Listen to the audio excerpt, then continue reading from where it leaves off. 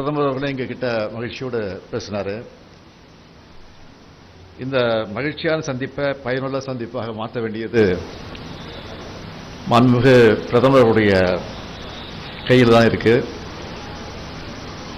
ஒன்றிய அரசு உடனடியாக நிறைவேற்றி தரணும்னு 3 முக்கியமான கோரிக்கைகளை நான் அவரிடத்தில் வலியுறுத்தி இருக்கிறேன். தலைப்புச் செய்திகளாக நான் சொன்னாலும் அதனுடைய சாராம்சங்களை முழுமையாக தெளிவாக எங்கள் கோரிக்கைகளை நாங்கள் எழுதி அவரிடத்தில் ஒப்படைச்சிருக்கிறோம். தலைப்புச் செய்திகளாக நானும் உங்களிடத்தில் சொல்ல விரும்புவது, முதல்ல சென்னை மெட்ரோ ரயில் திட்டத்தோட முதல் கட்ட பணிகளை ஒன்றிய அரசும் மாநில அரசும் இணைந்து செயல்படுத்தின மாதிரியே 2வது கட்ட பணிகளை செயல்படுத்தணும் என்பது தமிழ்நாட்டோட நிலைப்பாடு. இந்த 2வது கட்ட பணிகளை காலதாமதமின்றி மேற்கொள்வதற்காக 2019ஆம் ஆண்டு மாநில அரசோட நிதியிலிருந்து கடன் பெற்றும் பணிகள் துவக்கி பின்பு ஒன்றிய அரசோடு இணைந்து செயல்படுத்தும் திட்டமாக செயல்படுத்துறதுக்கு ஒப்புதல் பெறப்பட்டதற்கு முடிவு செய்யப்பட்டது. மாண்புமிகு ஒன்றிய உள்துறை அமைச்சர் அவர்கள் இதனை ஏற்றுக்கிட்டு 2020ஆம் ஆண்டில் இதுக்கு அடிக்கல் நாட்டி பணிகளை துவக்கி வைக்கப்பட்டுச்சு. மாண்புமிகு ஒன்றிய நிதியமைச்சர் அவர்கள் இதற்கான ஒன்றிய அரசோட நிதி ஒதுக்கப்படும்னு 2021-22ஆம் ஆண்டுக்கான வரவு செலவு திட்டத்தில் அறிவிச்சாங்க. இதைத் தொடர்ந்து ஒன்றிய அரசோட திட்ட முதலீட்டு வாரியம் இதற்கான ஒப்புதலை 2021ஆம் ஆண்டே வழங்குச்சு. இந்த பணிகளுக்கு இதுவரை 18,564 கோடி ரூபாய் செலவிடப்பட்டிருந்தாலும் இதுவரைக்கும் ஒன்றிய அமைச்சரோட ஒப்புதல் வழங்கப்படாத காரணத்தினால இதுக்கான ஒன்றிய அரசோட நிதி தமிழ்நாடு அரசுக்கு வழங்கப்படலை. இதனால மெட்ரோ ரயில் திட்ட பணிகளில் தொய்வு ஏற்பட்டிருக்கு. எனவே தாமதமின்றி இந்த நிதியை உடனடியாக வழங்கப்பட வேண்டும்னு நான் கேட்டிருக்கிறேன். 2வது, ஒன்றிய அரசு 60 விழுக்காடு நிதியையும் தமிழ்நாடு அரசு 40 விழுக்காடு நிதியையும் அளித்து செயல்படுத்தக்கூடிய ஒருங்கிணைந்த கல்வி திட்டத்தின் கீழே இந்த நிதியாண்டில் ஒன்றிய அரசு வழங்க வேண்டியது 2152 கோடி ரூபாய். இந்த தொகையில முதல் தவணை இதுவரைக்கும் தமிழ்நாட்டுக்கு வழங்கப்படலை. இந்த திட்டத்திற்கு கையெழுத்திடப்பட வேண்டிய புரிந்துணர்வு ஒப்பந்தத்தில் தமிழ்நாடு அரசு கையெழுத்திடாத இதற்கு காரணம்னு ஒன்றிய அரசுக்கு தெரிவிச்சிருக்கு. தேசிய கல்விக் கொள்கையோட பல நல்ல கூறுகளை ஏற்கனவே தமிழ்நாடு அரசு செயல்படுத்திட்டு இருக்கு. காலை உணவு திட்டம் மாதிரி மற்ற மாநிலங்களில் செயல்படுத்தப்படாத பல முன்னோடி திட்டங்களை தமிழ்நாடு அரசு செயல்படுத்திக்கிட்டு வருது. ஆனால் தேசிய கல்விக் கொள்கையோட ஒரு விதிமுறையான மும்மொழி கொள்கையை பின்பற்ற தமிழ்நாடு ஒத்துக்கல. எந்த ஒரு மாநிலத்தின் மேலேயும் மொழி திணிப்பு இருக்காதுன்னு தேசிய கல்விக் கொள்கை உறுதியளிச்சிருந்தாலும் இந்த திட்டத்துக்கான புரிந்துணர்வு ஒப்பந்தத்தில் இதுக்கான ஷரத்து இல்லை. எனவே இந்த ஒப்பந்தம் திருத்தப்படணும்னு ஒன்றிய அரசு கிட்ட சொல்லிக்கிட்டு வரோம். இந்த சூழ்நிலையில் புரிந்துணர்வு ஒப்பந்தம் கையெழுத்திடப்படாத காரணம் காட்டி ஒன்றிய அரசு நிதியை விடுவிக்காததால ஆசிரியர்களுக்கு சம்பளம் வழங்க முடியாம மாணவர்கள் கல்வி பாதிக்கப்படுற சூழலை உருவாக்கி இருக்கிறத சுட்டி காட்டியிருக்கிறோம். உடனடியாக இந்த திட்டத்துக்கான ஒன்றிய அரசோட நிதி அளிக்கப்படும்னு வலியுறுத்தி சொல்லியிருக்கிறோம். 3வதாக, தமிழ்நாட்டு மீனவர்கள் சந்திச்சு வரக்கூடிய வாழ்வாதார பிரச்சனை குறித்து எடுத்து சொல்லியிருக்கிறோம், டீட்டெயிலாக சொல்லியிருக்கிறோம். நம்முடைய பாரம்பரிய மீன்பிடி பகுதிகளில் மீன்பிடிக்க போகும் நம்முடைய மீனவர்களையும் மீன்பிடி படகுகளையும் இலங்கை கடற்படையினர் சிறைபிடிச்சு துன்புறுத்துறாங்க. இது பற்றி மாண்புமிகு பிரதமரிடமும் மாண்புமிகு வெளியுறவுத்துறை அமைச்சரிடமும் நான் பலமுறை வலியுறுத்தியும் கடிதமும் எழுதியும் இந்த சம்பவங்களை தொடர்ந்து அது நடந்துகிட்டே இருக்கு. கடந்த 7 ஆண்டுகள மிக அதிக அளவில் எண்ணிக்கையில் இது மாதிரியான சம்பவங்கள் நடந்துகிட்டு இருக்கு. 191 மீன்பிடி படகுகளும் 145 மீனவர்களும் தற்போது இலங்கை கடற்படையால் சிறைபிடிக்கப்பட்டிருக்காங்க.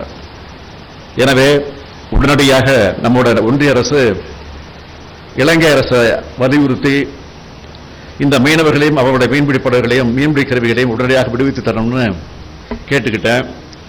அடுத்த மாதம் கொழும்புல நடைபெற இருக்கக்கூடிய இந்திய இலங்கை நாடுகளுக்கான இடையான கூட்டுக்குழு கூட்டத்தில் இதை பற்றி விவாதித்து இதுக்கு ஒரு உடனடியாக தீர்வு காணப்பட வேண்டும் என்று வலியுறுத்தி இருக்கிறோம்.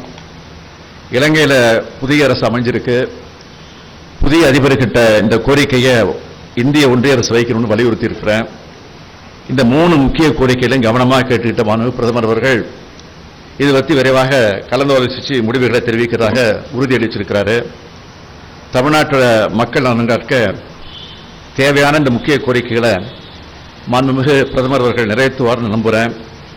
தமிழ்நாட்டுக்கு ஏராளமான கோரிக்கைகள் இருக்கு. அதையெல்லாம் தொடர்ச்சியாக வலியுறுத்திக்கிட்டு வரோம், தொடர்ந்து வலியுறுத்த போறோம். இந்த 3 கோரிக்கைகளை மையப்படுத்தித்தான் இந்த சந்திப்பு நடந்துச்சு என்பதை உங்களுக்கு நான் தெரிவித்துக் கொள்கிறேன்.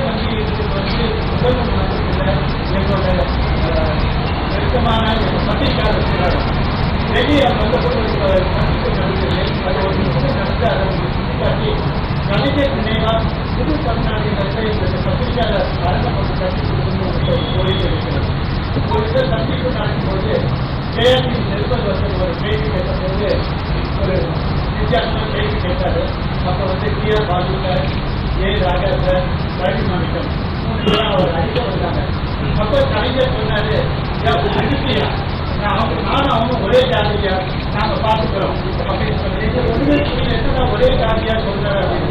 அவரும் பத்திரிக்கையாளர், நானும் பத்திரிக்கையாளர், நாங்கள் தீர்த்துப்போம் அப்படின்னு சொன்னாரு. அதனால கலைஞர் நினைவா எங்களுக்கு புதுச்சேரி சௌகரியமான அவர்களை புது அறைவுரை கட்டி கோரிக்கை.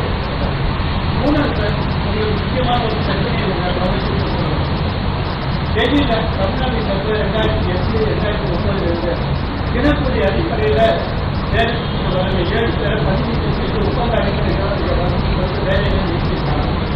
இது முருகானந்தம் நீங்க இருக்கும்போது அவரோட கலைஞர்கள் அவங்க டெல்லிக்கு எதிராக முருகானந்தம் போனப்புறம் திருப்பி அவங்க அன்பில் எதிராக போட்டு அவங்க எல்லாம் பண்ணியிருக்காங்க. இதுக்கு நீங்க ஒரு நல்ல தீர்வு அந்த 7 குடும்பத்தையும் கடந்த முறை நீங்க பிரதமரை சந்திக்கும் போது மத்திய பாஜக அரசு அவங்க கூட்டணி மருத்துவம் ஆட்சியில் கடந்த முறை நீங்கள் சந்தித்த போது பிரதமரோட அணுகுமுறை எப்படி இருந்துச்சு? இந்த முறை அவருடைய அணுகுமுறை எப்படி இருக்கு? அவர் பிரதமராக இருந்துச்சார், நான் முதல்வராக இருந்துச்சவர்தான் எல்லாம் கேட்டாரு, உண்மையாக கேட்டாரு. சொன்னா 15 நிமிஷம் தான் டைம் கொடுப்பாங்க. இன்னைக்கு கிட்டத்தட்ட 40 நிமிஷம் வரைக்கும் பேசியிருக்கோம். அதனால எப்படி இருந்துச்சுன்னு எனக்கு தெரிஞ்சுக்கிட்டேன்.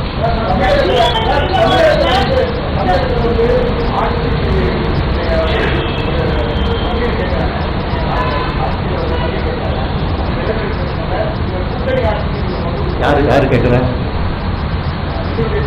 இல்லை, யாரு கேட்டாங்களோ யாரு கேட்கறான்னு சொல்றீங்களோ அவங்களே விலகம் கொடுத்துருக்காங்க. அது நீங்க தான் அதை திருத்தி சொல்லிட்டு இருக்கீங்க. இல்ல, அது அவங்க கொள்கையா இருக்கலாம். அது தொடர்ந்து சொல்லிட்டு இருக்காங்க, இது புதுசா சொல்லல.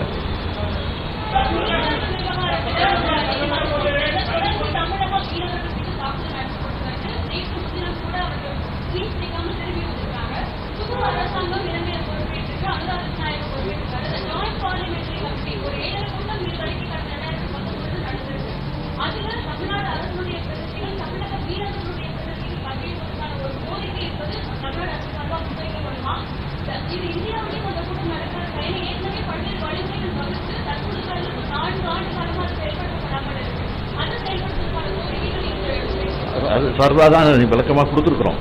மனு பிரதமர்கிட்டே கொடுத்துருக்குறோம். ஏற்கனவே அந்த துறையினுடைய அமைச்சர் தேசங்கள்கிட்டே நாங்கள் இதை பற்றி பேசியிருக்கிறோம். நீங்க சொன்னதெல்லாம்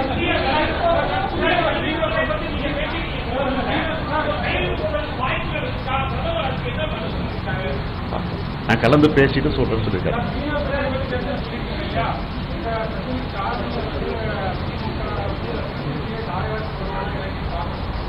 திமுகவா? தவறான கருத்து சொல்லிட்டு இருக்காதையா?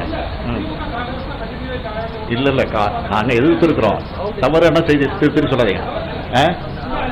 இல்ல நீ தொடர்ந்து இதே சொல்லிட்டா தொடர்ந்து இதான் சொல்லுவாங்க. நான் ஒன்றும் அப்படி ஒன்று தாரவா இருக்கிறாரு. அதுக்கு வந்து கலைஞர் வந்து எடுத்து பேசியிருக்கிறாரு, சட்டமன்றத்தை பதிவு பண்ணியிருக்கிறார். அது நீங்களா பேசுறது விடுங்க.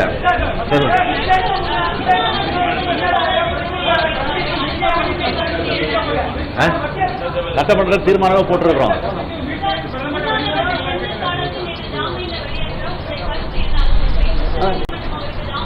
அந்த நேரத்தை சொல்லியிருக்கேன். துணிச்சலோடு இருந்திருக்கிறாரு. அவருடைய துணிவை நாங்கள் பாராட்டுறோம். நிச்சயமாக வரக்கூடிய காலகட்டத்தில் நீதிமன்றத்தில் நீதியை போராடி அவர் விடுதலை பெறுவார் நம்பிக்கை எங்களுக்கு இருக்கு, அவருக்கு இருக்கு.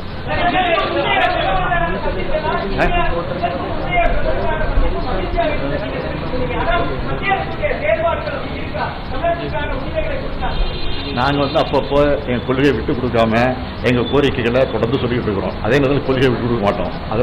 அதில் வந்து நாங்கள் உறுதியாக இருக்கிறோம். அதை நீங்கள் முதல்ல புரிஞ்சுங்க.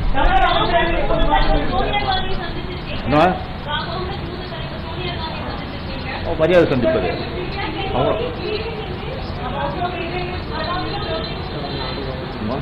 என்ன சொல்றாங்க? என்ன சொல்றீங்க?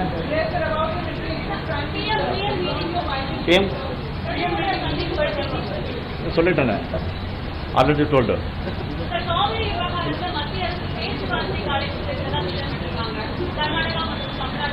ஏற்கனவே அது நீதிமன்றத்தில் இருக்கு. அதை பற்றி கலந்து ஆலோசிக்க